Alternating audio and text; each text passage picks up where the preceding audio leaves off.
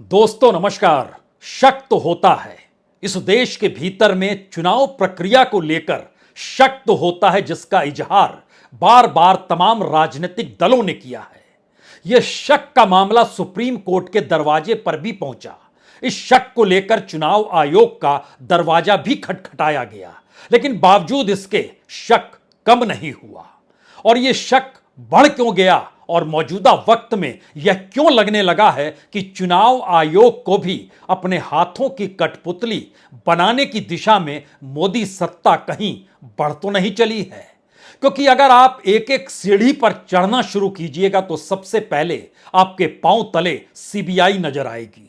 CBI को supreme court ने ही तोता कहा था, लेकिन उस वक्त कौन जानता था इस देश में चीफ जस्टिस राज्यसभा में पहुंच जाएंगे रिटायर होने के चंद दिनों के बाद, और उनके जरिए जो फैसले थे वो इस देश की सत्ता को राजनीतिक तौर पर लाभ पहुंचा रहे होंगे। यह भी तो आकलन हुआ है। लेकिन फिर भी शक क्यों होता है? यह शक सीबीआई से शुरू होता है तो क्या ईडी पर आकर थम जाता है? जी नहीं। ईडी पर थमता नहीं है तो क्या यह इनकम टैक्स तक आके थम जाता है? बिल्कुल नहीं। इस देश के भीतर में सूचना आयुक्त हो या विजिलेंस डिपार्टमेंट हो, सीवीसी हो या सीएजी ही क्यों ना हो, हर चीज को लेकर इस देश में शक की गुंजाइश लगातार बड़ी होती चली गई।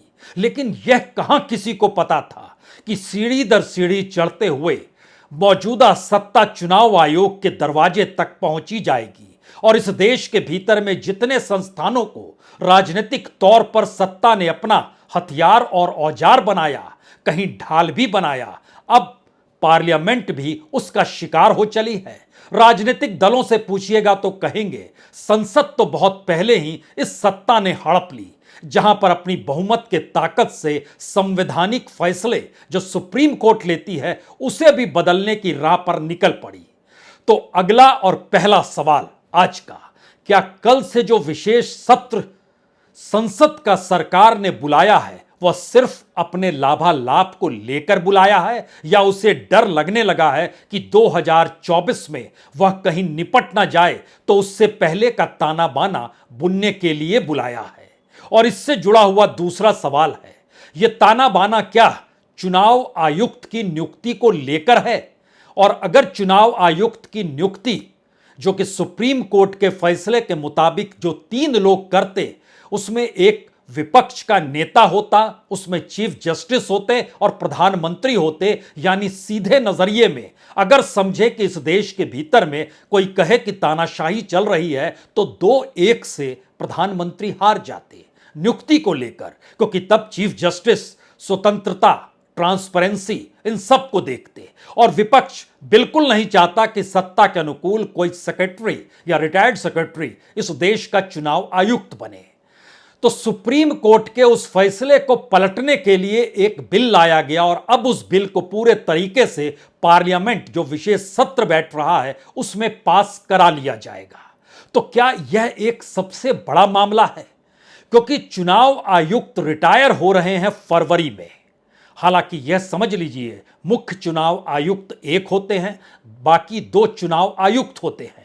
और इससे पहले चुनाव आयुक्त को लेकर जो सवाल सुप्रीम कोर्ट के दरवाजे तक पहुंचा उसमें सिर्फ एक ही बड़ी बात थी कि अगर सरकार चुनाव आयुक्त की नियुक्ति करेगी तो वह चुनाव आयुक्त सरकार से सवाल कैसे करेगा। और इस वक्त राजीव कुमार मुख्य चुनाव आयुक्त हैं। सितंबर 2020 में उनकी नियुक्ति हुई। 2022 18 मई को वह मुख्य चुनाव आयुक्त हो गए। उनकी रिटायरमेंट की तारीख है फरवरी 2025। दूसरे चुनाव आयुक्त जिनको लेकर सवाल उठे थे वह थे दरअसल उत्तर प्रदेश के सेक्रेटरी लेवल के अधिकारी थे, जो वहां पर कैबिनेट सेक्रेटरी थे या मुख्य सचिव हुआ करते थे। और ठीक यूपी इलेक्शन से पहले अनूप चंद पांडे की जब नियुक्ति हुई तो बड़ा बवाल हुआ, कहा गया कि आप यूपी इलेक्शन के मद्देनजर उनकी नियुक्ति करने जा रहे हैं। लेकिन बात आई गई हो गई और इस बात ने तब तूल पकड़ा जब अरुण कुमार गोयल चुनाव आयुक्त के तौर पर नवंबर 2022 में नियुक्त होते हैं 21 नवंबर को, और समूचा विपक्ष और इस देश के तमाम स्वयंसेवी संगठन भी कहते हैं यह कैसे संभव है कि कोई व्यक्ति वीआरएस ले और 24 से 48 घंटे के भीतर वह इस देश का चुनाव आयुक्त बन जाए। जबकि चुनाव आयुक्त को चुनने की एक पूरी प्रक्रिया है। उसके लिए एक टीम होती है जो पूरी की पूरी कमेटी के जरिए चीजें पास करती हैं और आखिर में नाम प्रधानमंत्री के पास जाता है जिस पर राष्ट्रपति मुहर लगाते हैं। लेकिन जो पद बीते 5-6 महीने से खाली हो, उस पद पर उस व्यक्ति को एक झटके में बैठा दिया गया जो तुरंत वीआरएस लेके आया था। तो नया सवाल उसके अब आगे का है। सुप्रीम कोर्ट ने तो फैसला दे दिया था कि दरअसल 3 लोग नियुक्त करेंगे, उसमें एक व्यक्ति चीफ जस्टिस ऑफ इंडिया भी होंगे और एक प्रतिपक्ष के नेता होंगे और एक प्रधानमंत्री होंगे। तुरंत सरकार ने कैबिनेट बैठक बुलाई और तय किया कि दरअसल एक विधेयक लेकर आएंगे। चुनाव आयुक्तों की नियुक्ति में चीफ जस्टिस का क्या काम, और प्रधानमंत्री ही उस तीसरे शख्स को नियुक्त करेंगे जो कैबिनेट मिनिस्टर होगा, लेकिन वो प्रधानमंत्री के इशारे पर होगा। और संयोग ऐसा देखिए कि 2024 को लेकर इस देश में राजनीतिक तापमान जब बढ़ने लगा है और इसके संदेश आने लगे हैं कि मुश्किल तो मौजूदा सत्ता के साथ है, तो क्या चुनाव को अपने अनुकूल कोई सरकार करा सकती है? सामान्य तौर पर समझें तो बिल्कुल नहीं। लेकिन एक दूसरी परिस्थिति समझिए, अनूप चंद पांडे रिटायर हो रहे हैं फरवरी 2024 में। नोटिफिकेशन 2024 के चुनाव का आएगा मार्च के आखिरी हफ्ते में या अप्रैल के पहले हफ्ते में, यानी उनके आने के बाद आएगा। तारीख कौन सी होनी चाहिए, किस तरीके से रणनीति के तहत जो सत्ता के अनुकूल हो, वह कितने फेज में चुनाव हो, किस राज्य का नंबर कब आना चाहिए, ये तमाम चीजें बड़ी मायने रखती हैं, क्योंकि चुनाव प्रचार किसी भी राजनीतिक दल के लिए नोटिफिकेशन जारी होने के बाद चुनाव की तारीखों के अनुसार होता है। और इस देश के भीतर में एक दिन में तो चुनाव हो नहीं पाता है, कई फेजेस में होता है। 5 या 6 फेज में ये चुनाव होते हैं, क्योंकि सुरक्षा बंदोबस्त करना पड़ता है, अर्धसैनिक बलों की आवाजाही समूचे देश में चलती है। और अगर कोई सत्ता को यह सहूलियत मिल जाए कि आप अपने अनुसार तारीख तय कीजिए, हम चुनाव का ऐलान कर देंगे, ये पहली सहूलियत मिल जाए। दूसरी सहूलियत मिल जाए कि हम जो भी करेंगे, यानी राजनीतिक तौर पर प्रचार के जो भी हथकंडे अपनाएंगे, उस पर कोई उंगली चुनाव आयोग नहीं उठाएगा। विपक्ष अगर उठाएगा तो चुनाव आयोग उसे खारिज कर देगा और उसका कोई मतलब बचेगा नहीं, यानी यह दूसरी सुविधा हो गई। तीसरी सुविधा इस दौर में जो ट्रांसपेरेंसी चुनाव को लेकर होती है, और कहा जाता है बड़े ही स्वतंत्र चुनाव होते हैं और इसके दायरे में हर राजनीतिक दल को बराबर की ताकत मिलती है और बराबर तरीके से चुनाव प्रचार करने के अलग अलग मंच भी बराबर तौर पे मिलते हैं। लेकिन अगर उसमें भी हेरफेर हो गया और सत्ता के अनुकूल स्थिति है, तो फिर क्या किया जाएगा? और यही सवाल जब अरुण कुमार गोयल की नियुक्ति हो रही थी तो सुप्रीम कोर्ट ने उठाया था। कैसे कोई व्यक्ति किसी की नियुक्ति करे और उस व्यक्ति से वो नियुक्त हुआ शख्स सवाल करे? इम्पॉसिबल है। सरकार के पास इसका कोई जवाब नहीं था, सिवाय इसके सरकार का कहना था नियम कायदों का पालन किया जा रहा है, प्रोटोकॉल अपने तौर पर जो कहता है उसी अनुसार चुनाव आयोग चलता है। लेकिन बहरहाल फरवरी में इस देश को नया चुनाव आयुक्त मिलने वाला है, क्योंकि अनूप चंद पांडे रिटायर हो रहे हैं।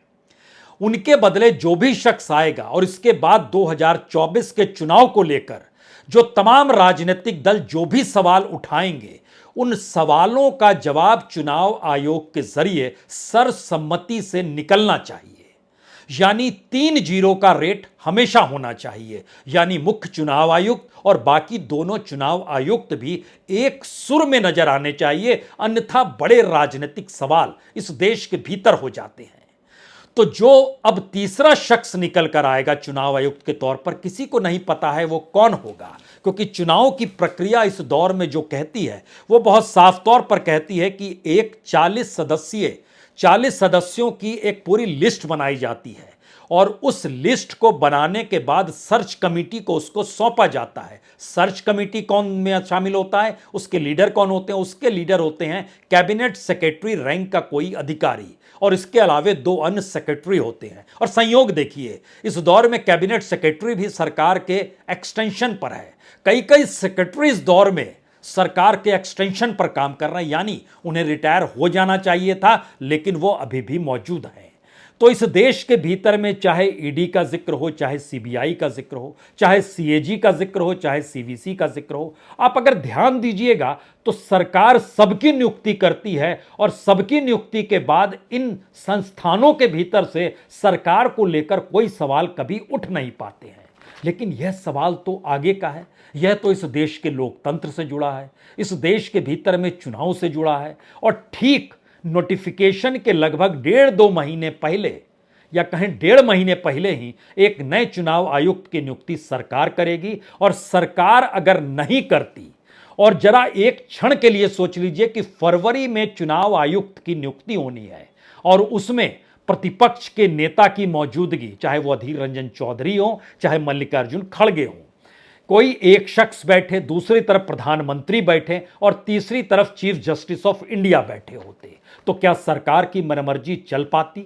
बिल्कुल नहीं चल पाती। जो चुनाव आयुक्त होता वो क्या निष्पक्ष होता? एक हद तक कोई भी कह सकता है हां, 3 धाराएं मिलकर एक ऐसे कॉन्स्टिट्यूशनल पोस्ट पे व्यक्ति को नियुक्त कर रही है जो कि एक लिहाज से बड़ा मान्यता प्राप्त और कॉन्स्टिट्यूशनल स्वायत्तता को लिए हुए शख्स है, तो गड़बड़ी होनी नहीं चाहिए।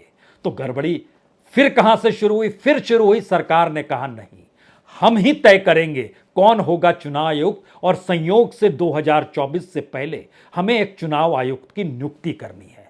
तो क्या संसद सत्र का पूरा खांचा जो रचा बसाया गया और बताया गया कि हम दरअसल इसलिए संसद सत्र को बुला रहे हैं क्योंकि हमारे जहन में एक नहीं 4 विधेयक हैं, बाकी 3 विधेयकों के बारे में मत पूछिए, वो कल से आपके सामने आ ही जाएंगे। जानकारी हमें भी है, लेकिन उसका मतलब बताना सिर्फ इतना है कि एक इस बिल को अगर निकाल दीजिए तो बाकी 3 बिलों को आप ध्यान ही नहीं देंगे, लेकिन एक बिल के आसरे बाकी 3 पिलर आपने 3 बिलों के और खड़े कर दिए और उसके बाद कहा कि हम संसद में चर्चा करेंगे भारत की उपलब्धियों को लेकर, 75 बरस को लेकर, इस दौर को लेकर, दुनिया में भारत की पहचान को लेकर, भारत की अर्थनीति में कितना बड़ी छलांग भारत ने लगाई है, सबको लेकर चर्चा होगी। तब कोई भी सवाल इस दौर में संसद के भीतर क्या ये पूछ पाएगा कि प्रधानमंत्री इस दौर में मणिपुर पर खामोश क्यों थे? प्रधानमंत्री इस देश में दुनिया के सबसे बड़े कॉरपोरेट रैकेट जो हिडेनबर्ग रिपोर्ट के बाद आई, उस पर खामोशी उन्होंने क्यों बरती? क्या कोई पूछ पाएगा इस देश के भीतर में अंतर्राष्ट्रीय महिला पहलवानों के साथ क्या कुछ हुआ, और उसमें एक बीजेपी का सांसद था, लेकिन प्रधानमंत्री खामोश क्यों रहे? कोई पूछ पाएगा इस देश में महंगाई का आलम क्या हो चला है, बेरोजगारी की स्थिति क्या है? पूछ पाएगा कोई कि इस दौर में पीपीएफ का पैसा भी लोग निकाल रहे हैं कि जिंदगी पटरी पर कम से कम आ जाए, 2 जून की रोटी के लिए भटकना ना पड़े? इस दौर में कोई पूछेगा डिग्रीधारी युवाओं की स्थिति क्या है? नहीं पूछेगा। हम उल्लास, उत्साह और उपलब्धियों के साथ इस संसद की नई इमारत के भीतर एक खास मुहूर्त वाले दिन एक शानदार तरीके से जश्न में भारत के लोकतंत्र को तब्दील करेंगे। और उस जश्न के पीछे की हकीकत कि हमें 2024 के चुनाव में जाना है, तो उससे पहले अपने अनुकूल एक परिस्थिति बनाकर रखें, क्योंकि सरकार का 2 मन अभी भी है। क्या चुनाव पहले करा लें या चुनाव आखिरी दिन तक रुके रहें? आखिरी दिन तक रुकने का मतलब है कि एक नए चुनाव आयुक्त की नियुक्ति हो रही है, अभी कराने का मतलब है तीनों अपने अनुकूल है, तीनों की नियुक्ति मौजूदा वक्त में सरकार ने की है। लेकिन बहरहाल जो बिल आया उसने भी कई सवाल एक झटके में खड़े कर दिए, क्योंकि उस बिल के भीतर जो राष्ट्रपति सचिवालय द्वारा जारी प्रोटोकॉल के जो नया नोटिफिकेशन है, वो बहुत साफ तौर पर कहता है कि जो चुनाव आयुक्त या मुख्य चुनाव आयुक्त जो सरकार की रैंकिंग होती है, उस रैंकिंग में वो 9A पर आता है। 9A का मतलब यह हुआ कि जो कैबिनेट सेक्रेटरी है वह तो उनसे नीचे होगा 11th रैंक पे, लेकिन जो कैबिनेट मिनिस्टर्स हैं इस देश के, उनकी रैंकिंग 7th नंबर पे आती है। यानी कैबिनेट रैंकिंग से छोटा होगा मुख्य चुनाव आयुक्त। तो क्या अपने सीनियर को वो डायरेक्शन दे पाने की स्थिति में आ पाएगा या नहीं आ पाएगा? ये सवाल तो कोई भी पूछ सकता है कि आपकी रैंकिंग 9A, 9th रैंकिंग होती है सुप्रीम कोर्ट के जजों की, और उनसे के बाद 9A की रैंकिंग है मुख्य चुनाव आयुक्त की। कैबिनेट मिनिस्टर्स की रैंकिंग है 7th और स्टेट मिनिस्टर्स की रैंकिंग 10th होती है।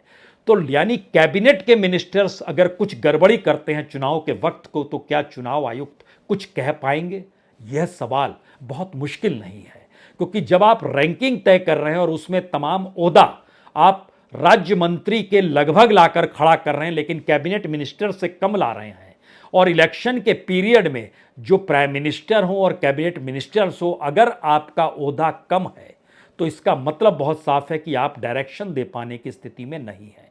अगला सवाल यह है कि जब ये नोटिफिकेशन आया है तो क्या आने वाले वक्त में सरकार कोई ऐसा संशोधन भी इसमें कर देगी इसके बाद, जहां पर चुनाव आयुक्त को हटाने की ताकत भी उसके हाथ में आ जाए? हो सकता है जब इस तरह के नोटिफिकेशन और उनकी कैटेगरी नीचे आ रही है, क्योंकि नया बिल जो होगा वो अब नए बिल के तौर पर उसकी पहचान होगी कि जो चुनाव आयोग अधिनियम 1991 था वो खत्म हो गया और नए अधिनियम के तहत ये चीजें सामने आकर खड़ी हो गई। और शायद इसीलिए इस दौर में जिन मुखियाओं पर सवाल उठे हैं उसमें सीवीसी आता है, उसमें सीबीआई आता है, उसमें ईडी आते हैं, इससे बिल्कुल इनकार नहीं है। तो फिर अगला सवाल है, जब इनकार नहीं है तो ये इनकार चुनाव आयुक्त को लेकर भी आने वाले वक्त में तो नहीं हो जाएगा? यहां पर पूर्व चुनाव आयुक्त एसवाई कुरैशी साहब की एक टिप्पणी हमको लगता है बतानी चाहिए, जो उन्होंने कल ही एक इंटरव्यू में कही कि चुनाव आयुक्तों की सेवा शर्तों को कैबिनेट सेक्रेटरी के बराबर करना एक भूल है। और पिछले सालों में सरकार ने मुख्य सूचना आयुक्त, मुख्य सतर्कता आयुक्त की जो अपनी उनकी सैलरी भी सुप्रीम कोर्ट के जजों के बजाय कैबिनेट सेक्रेटरी के बराबर कर दी। यहां तक वो कहते हैं हो सकता था, ठीक है, लेकिन चुनाव आयुक्त एक संवैधानिक पद है, जबकि सूचना आयोग और सतर्कता आयोग संवैधानिक निकाय नहीं है। तो क्या सरकार वाकई प्रस्तावित बिल के प्रावधानों को संशोधित भी कर सकती है? इससे कोई इनकार नहीं करेगा।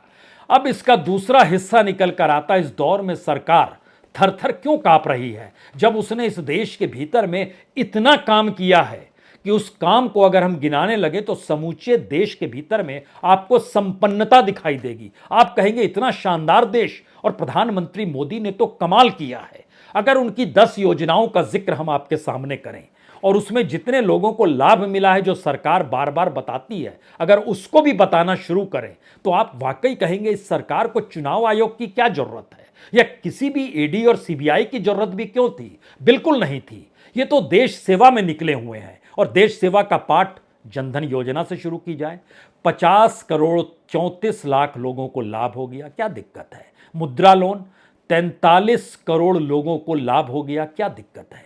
सौभाग्य योजना तकरीबन 21 करोड़ लोगों को लाभ हो गया, क्या दिक्कत है? जो प्रधानमंत्री आवास योजना है वह भी शहरी इलाकों में 1 करोड़ 18 लाख लोगों को घर मिल गया, और गांव में 2 करोड़ 94 लाख लोगों को घर मिल गया। तो फिर क्या प्रॉब्लम है? हर घर नल योजना में भी 13 करोड़ घरों में साफ पानी पहुंचा चुके हैं। स्वच्छ भारत के तहत 10 करोड़ शौचालय बना चुके हैं। जो आयुष्मान भारत है उसमें तो 50 करोड़ लोगों को लाभ होने वाला है, जो इलाज का लाभ मिलने वाला है। जो किसान सम्मान निधि है वह भी तो लगभग 9 से 11 करोड़ छोटे और सीमांत किसानों को लाभ हर 3 महीने के बाद मिल जाता है, हर 4 महीने के बाद मिलता है, 2-2 हजार रुपए मिल ही जाते हैं। उज्ज्वला योजना से भी तो 9 करोड़ 58 लाख लोगों को, रसोइयों को लाभ मिल रहा है, जहां महिलाओं को लाभ है। सुकन्या योजना, बेटी हमने कितनी बचाई, और उसके आंकड़े बतलाते हैं कि लाभालाभ इस देश के भीतर में लगभग 18 से 20 करोड़ बेटियों को हो गया। ये तमाम आंकड़े सुनने के बाद आपके जहन में एक सवाल और आएगा, और हां, गरीब कल्याण योजना भी तो है जिसमें 80 करोड़ लोगों को मुफ्त अनाज दिया जाता है। तो एक क्षण के लिए सोचिए, हमने कभी भी लाख का जिक्र नहीं किया, करोड़ों लोगों का जिक्र किया। और इस देश के भीतर में अगर तमाम संख्या को जोड़ दीजिएगा तो यह तकरीबन 125 करोड़ के पार कर जा रहा है। तो 140 करोड़ की जनसंख्या में 125 करोड़ लोगों, 125 लाख करोड़, 125 करोड़ लोगों को सरकार जिस लिहाज से लाभ देती चली जा रही है, 125 करोड़ लोगों को लाभ मिल रहा है 140 करोड़ में से। तो दिक्कत क्या है? और तमाम योजनाएं सरकार ने पोटली खोल डाली है, फिर भी सरकार को क्यों चाहिए चुनाव आयोग, और फिर भी 2024 के इलेक्शन से पहले ही क्यों चाहिए? तो उसके जवाब में कुछ सवाल बहुत साफ तौर पर हैं जो इस स्पेशल संसद के सत्र में चर्चा में नहीं आएंगे। वो चर्चा में नहीं आएगा इस देश का टूटता हुआ फेडरल स्ट्रक्चर, वो चर्चा में नहीं आएगा इस दौर में जो खास तौर से कॉरपोरेट घोटाला स्कैम हुआ उस पर ज्वाइंट पार्लियामेंट्री कमेटी क्यों नहीं बनी? यह नहीं चर्चा में आएगा। यह चर्चा में नहीं आएगा कि इस देश की इकोनॉमी कैसे फेल हुई, महंगाई कैसे बढ़ी, आरबीआई के सामने क्या मुश्किल आ गई, इस दौर में बैंकों की हालत क्या थी। चर्चा में कहीं जिक्र हो सकता है कि बैंक तो लाभालाभ में है, कोई नहीं बताएगा उस लाभालाभ के पीछे जो हमने 13 लाख करोड़ रुपए सबके लौटा दिए, वापस कर दिए या रिटर्न ऑफ कर दिए, कोई बताएगा नहीं इस दौर में। जिन कॉरपोरेट को जिस तरीके से पीएसयू लुटाएगा, कोई जिक्र इसका भी नहीं होगा। मैसेज क्या है? मैसेज पहला यही है कि भारत की संसद को भी राजनीतिक हथियार के तौर पर मौजूदा वक्त में सत्ता इस्तेमाल करने से चूक नहीं रही है। दूसरा सच यह है कि विपक्ष की इतनी ताकत नहीं और शायद उसके पास इस देश के लोकतंत्र को संभालने का वह विजन नहीं जहां वह खुद को जनता के साथ खड़ा कर दे और इस देश को इस पाठ की जानकारी दे कि हम किस दिशा में जा चुके हैं। और तीसरी परिस्थिति है कि जब डेमोक्रेटिक सेटअप में चुनाव आयोग भी सरकार के हाथ में होगा तो बचा क्या? और जब कुछ भी नहीं बचा तो फिर संसद बची है ना, वहां पर आपने बहुमत से जिता दिया तो जैसी इच्छा वैसी करेंगे और उसी अंदाज में अगले 5 दिनों तक जो कल से शुरू होगा आपको वैसे ही नारों की गूंज सुनाई देगी। आप सिर्फ इंतजार कीजिए कल का। बहुत बहुत शुक्रिया, बहुत बहुत शुक्रिया।